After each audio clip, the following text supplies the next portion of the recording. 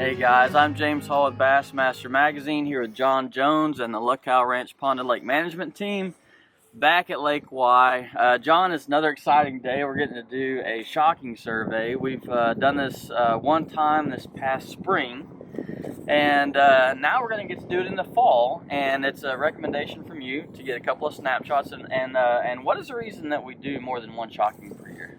Well, a big lake like this, we're just looking into the pasture. That's what we're doing. We think of this lake as a pasture. I use that analogy a lot.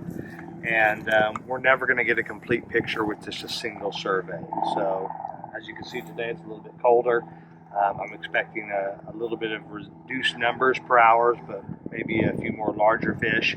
You'd be surprised how different surveys can be. Sometimes on a large lake, it's 3 or 4 before you really understand what's going on in the lake.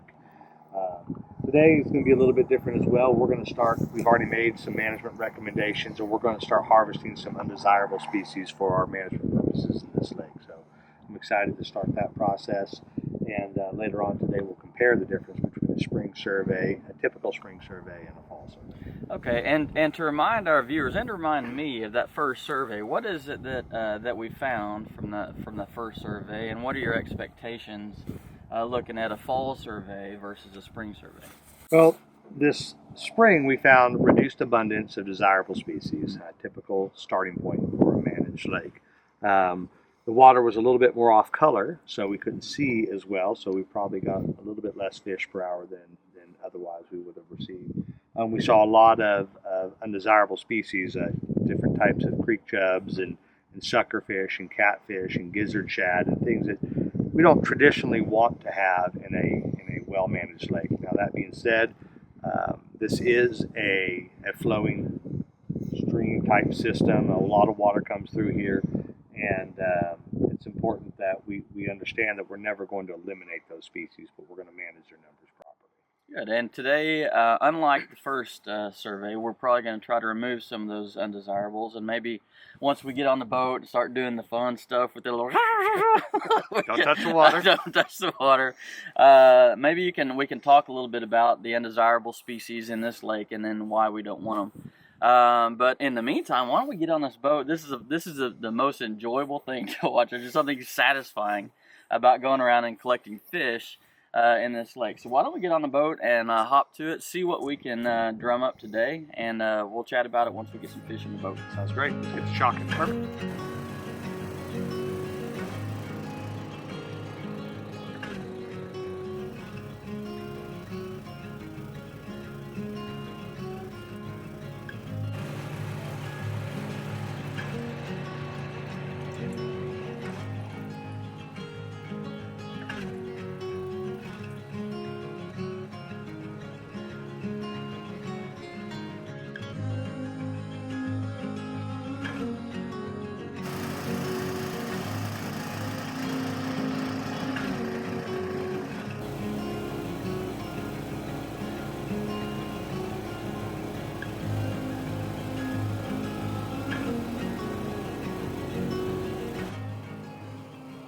Hello, my name's Matt Ward.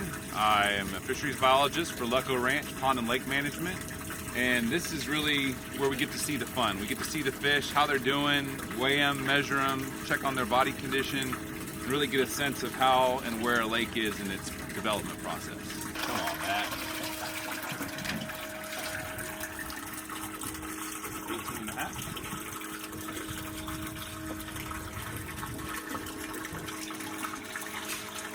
$3.5.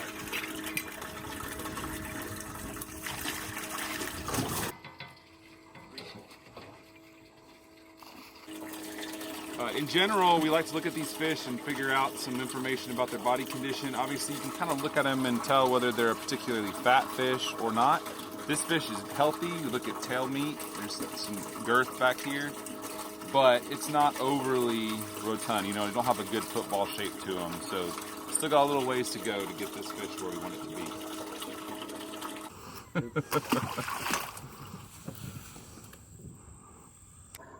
So we're looking at this fish. This fish has a little bit more girth to it, a little bit more meat across the back.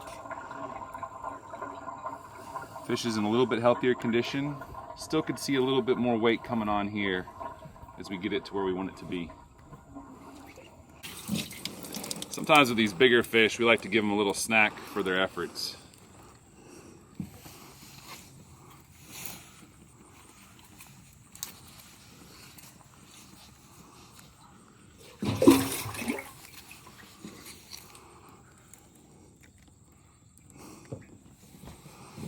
See you later, buddy.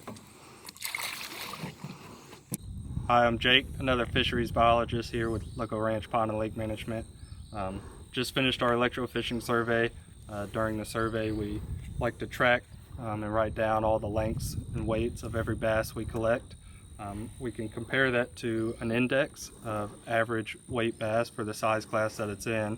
And taking data is one of the most important parts because over time it allows us to track and see how the lake and the fish in the lake are trending and be able to make inferences and management recommendations based on those observations and the way things are trending.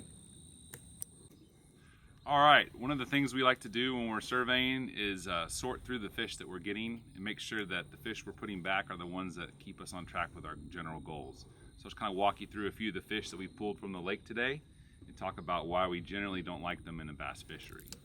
So here's one that's fairly not terribly common, but we do encounter it on a lot of different lakes. This is a warmouth sunfish.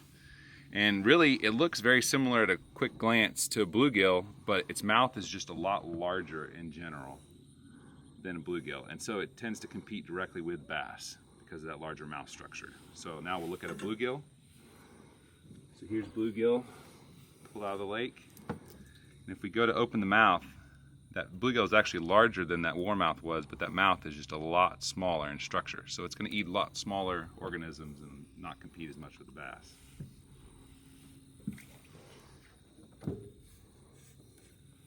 Crappie. Now, Wally Marshall's going to kill me for saying this, but in general, crappie do compete with bass. Same reason. They've got that larger mouth structure.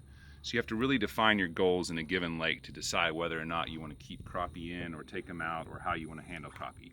Crappie can be successfully managed with bass. It just takes a little bit of extra effort. So here we have a common carp.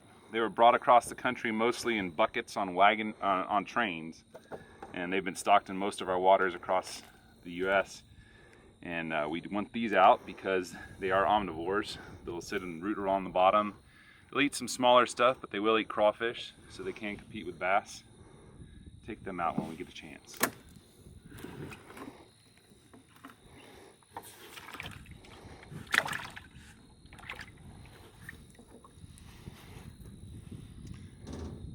Here we have a gizzard shad. So we got a subterminal mouth. The mouth is on the bottom of the fish.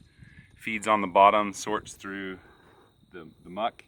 And it can result in murkier waters in general. We have a lot of them on the lake. And then, depending on where your bass are, a gizzard shad like this might be too large for your bass to eat. So we take them out. All right, John, we just finished another survey, the second survey of Lake Y, which was awesome. It's so fun to see what this lake is holding, the kind of its secrets, if you will. You know, we did the first one in spring, and after seeing and talking to the biologists about what we collected for this fall survey, kind of give me a 10,000-foot view from your perspective of kind of how Lake Y is looking. Okay, well, we did what I want to do, which is got at least 2 data points for this year. Long term, we'll probably get 4 data points a year. We really want to always know what's going on in the lake. We don't want to go from problem and calamity to calamity. We want to keep those from happening and adjust things as the lake moves on. So what we found today is, you know, we stocked some bluegill earlier this year, and they're doing fantastic. Couldn't be any better. Bluegill of all sizes found, spawn found everywhere. All the fish are where we need to be as far as bluegill.